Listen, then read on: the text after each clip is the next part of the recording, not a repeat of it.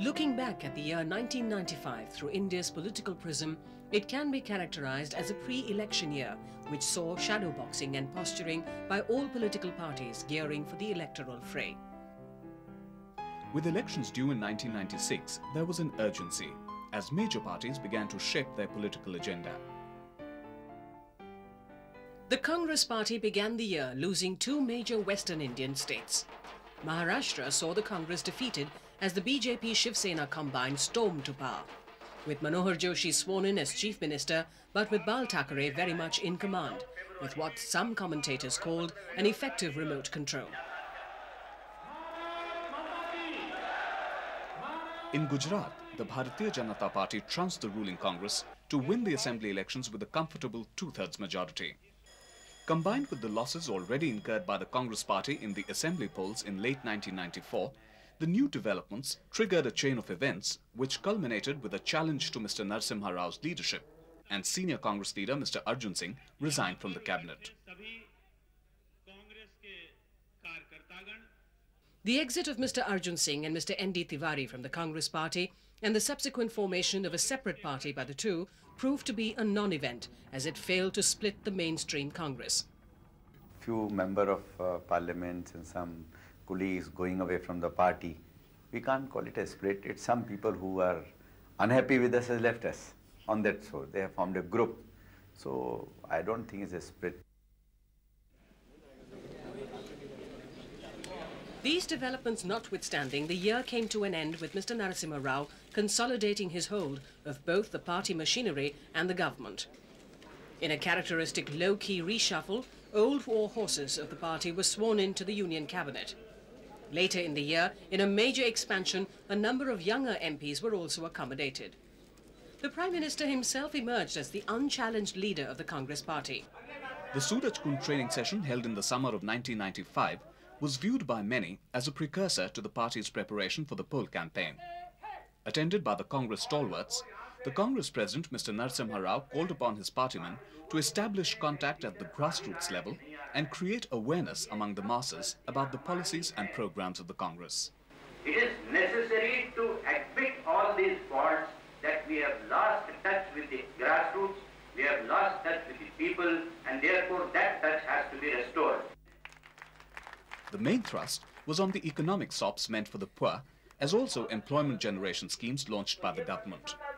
It was a clear indication that although the party was committed to economic reforms, it realized that the human face of this reform has to be highlighted if it is to give them political mileage. We have issues, but somehow we have not been able to really go down to the masses. That's why there's a little confusion about a pro-poor image. People feel that this is only for the rich and the upper middle class, which is not so. With the liberalization, there is also to the poor man, to the common man, and to every village and every town.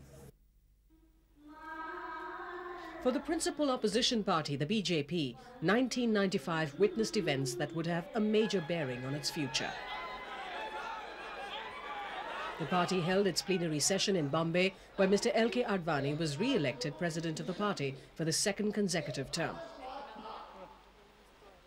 But this was under the shadow of political developments in Gujarat, where dissidents and factions within the party almost toppled the BJP government there. The BJP suffered a major setback to its credibility and image when it compromised and came to an understanding with the rebel MP, Mr. Shankar Singh Waghela, and his supporters in order to win the vote of confidence for the Keshubhai Patel government. Party सरकार दोनों बचाने के लिए अपना दिया कि ऐसी परिस्थिति में स्थितियां बदलती रहती हैं. The political developments also saw the ascent in the BJP's political hierarchy of senior leader Mr. Atal Bihari Vajpayee. His handling of the situation and his persuasive skills brought about a temporary rapprochement between the warring factions, which saw the revocation of expulsion from the party of Mr. Shankar Singh Waghela and consequent transition from Keshubhai Patel to Suresh Mehta, who was installed as Chief Minister. But the naked display of opportunistic politics shook the central high command of the party, and with murmurs of dissidence evident in the Rajasthan as well as Uttar Pradesh units, the BJP finds itself at the end of the year firefighting in the manner of most other political parties. In UP, in Rajasthan, in Madhya Pradesh, they haven't been able to capitalize on the Congress problems, they haven't been able to capitalize on other parties' problems, and they are facing their own problems. Beyond this, they haven't been able to grow in the east, they haven't been able to grow in the south. It was, however, the Supreme Court judgment in the last month of the year in which the Shiv Sena leader, Manohar Joshi, was exonerated by the court for having allegedly used corrupt electoral practice, and where the court ruled that the use of the word Hindutva per se could not be interpreted as use of religion, which was taken up by the BJP as vindication of its stand. When we get approval of this kind, it is certainly morale boosting for the party. However, some commentators did not share the BJP's optimism. The problem is not the use of religious appeal. The problem also is the degree of the use of religious appeal or the manner in which religious appeal is exploited. I think those messages have to go across very, very clearly now. If the BJP had its share of political misfortune, the Samajwadi Party and the Bahujan Samaj Party coalition in the politically sensitive state of Uttar Pradesh had a rough patch too, when the latter withdrew support to the then Chief Minister, Mr. Mulayam Singh Yadav. No, it's not a problem. I'll tell you why. This time again, the BJP jumped into the fray, offering its helping hand to the Bahujan Samaj Party so as to prop up a minority government in UP, which saw Mayawati become the first Dalit woman Chief Minister in the country. Analysts called it a marriage of convenience, with the BJP offering to support the Dalit duo of Kanshiram and Mayawati, only to garner a vote bank among the Dalit population of the state.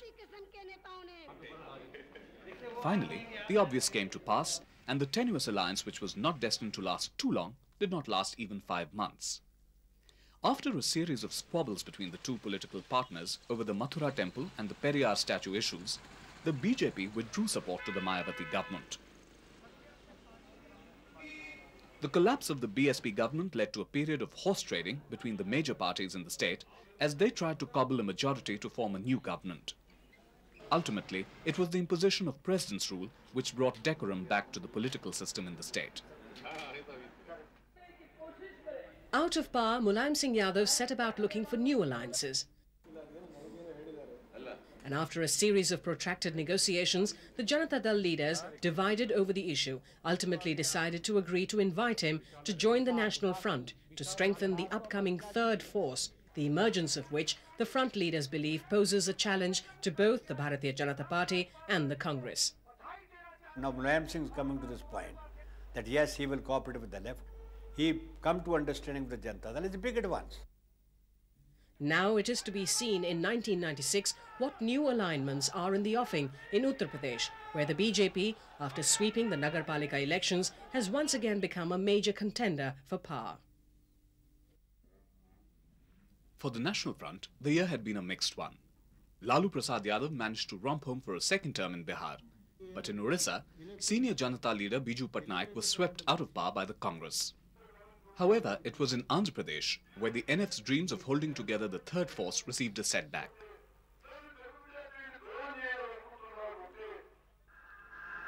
N.T. Rama Rao was dethroned in a palace coup led by his son-in-law, Chandrababu Naidu. The catalyst was Rama Rao's wife, Lakshmi Parvati, whose alleged political ambitions and extra-constitutional powers were resented by MLAs and senior TDP leaders. With NTR refusing to give in to the demands of the Chandrababu Naidu faction, the TDP split and Chandrababu Naidu cleverly won control of both the government as well as the party machinery. It was time for high drama as NTR set about in his Ratham to take the story of his betrayal to the people of Andhra Pradesh. Despite the strenuous efforts by the National Front leadership to avoid a split in the TDP, the inevitable happened as both the warring factions were bent upon a showdown. Telugu Desam हम राष्ट्रीय मोर्चे में जब से बना है तब से बहुत महत्वपूर्ण एक हमारा एलाई रहा है और तेलुगु देशम के भीतर जो गड़बड़ हुई है वो बहुत दुर्भाग्यपूर्ण और तकलीफदेह है. Later, NTR supporters filed a writ petition in the Andhra Pradesh High Court challenging Chandrababu Naidu's selection as Chief Minister. Though the NTR writ was rejected by the High Court, observers are certain that he cannot be written off, and 1996 will decide the fate of this colourful politician who still manages to draw crowds with his histrionics and charisma.